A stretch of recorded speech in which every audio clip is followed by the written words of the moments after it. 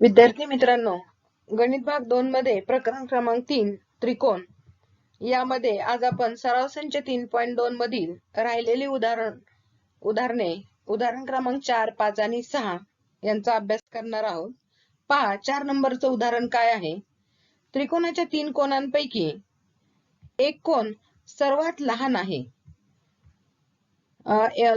त्रिकोणाच्या 3 कोणांपैकी एक कोण सर्वात लहान कोणाच्या दुप्पट. एक कोण हा सर्वात जो काही लहान कोण आहे त्या लहान कोणाच्या दुप्पट आहे व दुसरा कोण सर्वात लहान कोणाच्या तिप्पट आहे. तर त्या तिन्ही कोणांची मापे काढा. पहा त्रिकोणाच्या 3 कोणांपैकी सर्वात लहान कोणाचे माप आपण जर 1 मानलं, जे लहान आहे त्याला आपण काय मानलं, समजा 1 मानलं, तर सर्वात लहान कोणाच्या तिप्पट काय सांगितले पहा, एका कोणाचे माप सर्वात लहान असणाऱ्या कोणाच्या दुप्पट आहे आणि दुसऱ्या कोणाचे माप तिप्पट आहे. तर पहा सर्वात लहान कोणाच्या तिप्पट असणाऱ्या कोणाचे माप किती होणार आहे, 3 असणार आहे आणि जे लहान कोणाच्या दुप्पट असणाऱ्या कोणाचे माप होणार आहे 2 म्हणजे एक झाला 1 दुसरा झाला 2 आणि तिसरा झाला 3 म्हणजे आपल्याला माहिती आहे की त्रिकोणाच्या तिन्ही कोणांच्या मापांची बेरीज 180 आहे. मग आपण या तिन्ही कोणांच्या मापांची बेरीज करूयात. x + 2x + 3x बरोबर 180 म्हणजे 2x आणि 3x किती झाले 5x आणि हा x 6x बरोबर 180. गुणाकारातलं 6 इकडे आले की भागाकारात 180 ला 6 ने भागलं की 30 झाले म्हणजे x ची किंमत झाली 30. पहा म्हणजे पहिल्या सर्वात लहान कोणाचं माप आलं 30. आता जो दुप्पट होता त्याचं माप काढूयात. म्हणजे 2 × x म्हणजे 2 × 30 म्हणजे 60 आलं आणि जो तिप्पट होता त्याचं माप काढूयात 3 × 30 म्हणजे 90. म्हणजे त्या त्रिकोणाच्या कोणाची मापे होतील 30, 60 व 90. त्यानंतर 5 नंबरचं गणित पहा. एक आकृती दिलेली आहे. आकृतीत दिलेल्या कोणांच्या मापावरून x, y आणि z यांच्या किमती काढायला सांगितलेल्या आहेत. पहा आकृतीचे जर आपण नीट निरीक्षण केलं तर इथे तुम्हाला y कोण दिसतोय. y चा हा रेषीय जोडीतील कोण दिसतोय तुम्हाला E बरोबर आहे. त्याचा 100° माप आहे. हा जरी 100° असेल तर हा खालचा जो काय E आहे हा y दिलेला आहे तर y चं किती असणार आहे 80° असणार आहे. कारण दोघांच्या मापांची बेरीज 180° असते रेषीय जोडीतील. त्यानंतर पहा इथं x आहे, त्यानंतर हा z आहे आणि हा परत 140° आहे. हा जो काही 140°चा कोण आहे तो बाह्य कोण आहे लक्षात येतोय आपल्याला आणि त्याचा बाह्य कोण हा 140 आणि हा z या दोघांच्या मापांची बेरीज परत 180 होणार आहे कारण ते रेषीय जोडीतील कोण आहे. म्हणजे 180 मधून जर 140 वजा केले तर हा आपोआपच z किती होणार आहे 40° होणार आहे. आलं लक्षात. म्हणजे हा 40°चा हा y किती आला 80°चा. 80 + 40 किती झाले 120. मग हा राहिलेला किती असणार आहे 180 मधून 120 दिले 60° राहणार आहे. ठीक आहे. पण आता हे लिहायचं कसं पहा. आता पहा NET कोण NET दिसतोय हा NET म्हणजे हा E कोण त्याचं माप आपल्याला 100° दिलेला आहे. हा NET अधिक कोण हा y बरोबर 180° लिहिलेला आहे. का लिहिलेला आहे कारण हे रेषीय जोडीतील कोण आहे. मग आपण यावरून y चं माप काढू शकतो. म्हणजे NET कोण NET चं माप 100° आहे अधिक y बरोबर 180° म्हणजे हा 100 इकडे गेला की वजा होणार म्हणजे y चं माप किती मिळालं आपल्याला 80°. y मिळालं आपल्याला 80°. ठीक आहे. त्यानंतर पहा आता परत आकृतीमध्ये कोण EMR मगाशी सांगितलं मी हा बाह्य कोण आहे आणि त्याचा शेजारचा कोण z हे दोन्ही कोण कसले आहेत तर रेषीय जोडीतील कोण आहेत. म्हणून त्या दोन्ही कोणांच्या मापांची बेरीज 180° झाली.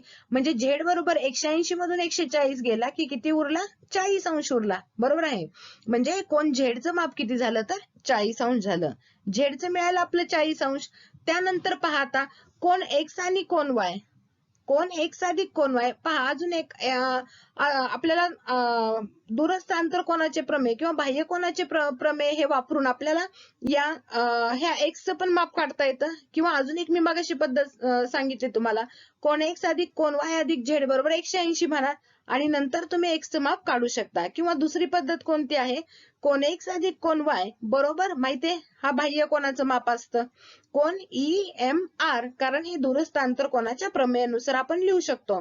मग x अधिक y x ची किंमत माहित नाहीये आपल्याला y ची किंमत 80° आहे आणि EMR आहे 140°. मग 80 इकडे आले की वजा होणार आहे म्हणजे 140 मधून 80 गेले की किती उरला 60°. किंवा दुसरी पद्धत x अधिक y अधिक कोण z बरोबर 180°. बरोबर आहे. त्यापैकी एक्स चं कोण माप माहित नाहीये, म्हणजे कोण एक्स अधिक वाय आहे 80 अधिक झेड आहे 40, म्हणजे 80 अधिक 40 120, 180 मधून 120 गेले 60. या पद्धतीने सुद्धा तुम्ही हे माप काढू शकता. त्यानंतर 6वं गणित काय पहा, आकृतीमध्ये रेषा AB पहा, आकृतीमध्ये रेषा AB समांतर रेषा DE आहे आणि मग दिलेली मापावरून काय सांगितलेलं आहे, कोण DRE, कोण DRE म्हणजे या आर कोणाचं माप काढायला सांगितलेलं आहे. तसेच कोण ARE म्हणजे हा खालचा आर कोण, या पण आर कोणाचं माप आपल्याला काढायला सांगितलेलं आहे. तर पहा, रेषा AB समांतर रेषा DE त्यांनी ऑलरेडी दिलेलंच आहे आणि जर आपण त्यांची छेदिका जर AD मानली, ही जी दिसती तुम्हाला एडी, ही एडी छेदिका आपण जर मानली तर काय होतं पहा, तर कोण बीएडी, कोण बीएडी हा दिसतोय 70 अंशाचा कोण, हा कोण बीएडी आणि कोण एडीई हा वरचा कोण डी, एडी हा कोण ए 70 अंशाचा आणि हा वरचा कोण एडीई, हे दोन्ही कोण सारखे आहेत का, तर हे दोन्ही कोण वितक्रम कोण आहेत, कारण रेषा AB आणि रेषा DE समांतर आहेत आणि त्यांची छेदिका जर AD मांडली तर हा A कोण आणि हा वरचा D कोण कशा आहेत, तर वितक्रम कोण आहेत. म्हणजे जेवढा A कोण असेल तेवढाच हा D कोण असेल. A कोण जर 70 अंशाचा असेल तर हा D कोण किती अंशाचा झाला, तर 70 अंशाचाच कोण झाला. म्हणजे कोण AD हा आपल्याला 70 अंशाचा मिळालेला आहे. तसेच बघा कोण ARE, कोण ARE दिसतोय हा खालचा कोण ARE हा कोण RDE, मगाशी आपण जो हा कोण D काढला, या D कोणाचा हा ARE कोण कसा आहे, तर बाह्य कोण आहे. बरोबर आहे. हा इथं तुम्हाला त्रिकोण दिसतोय, त्रिकोण RED दिसतोय, हा RED त्रिकोण, तर या त्रिकोणाचा हा बाह्य कोण आहे, कोण ARE. मग या ARE चं माप कसं असणार आहे पहा, कोण ARE बरोबर कोण RDE हा D कोण अधिक कोण RED हा E कोण, या दोघांची बेरीज जेवढी असेल तेवढाच हा बाह्य कोणाचं माप असणार आहे. त्याला कारण लिहिलं दूरस्थांतर कोणाचे प्रमेय. त्यानंतर आपण किमती घातल्या, RDE चं माप 70 अंश आहे, DER चं 40 आहे, म्हणजे ARE आपोआपच निघाला 110 अंशाचा. ठीक आहे.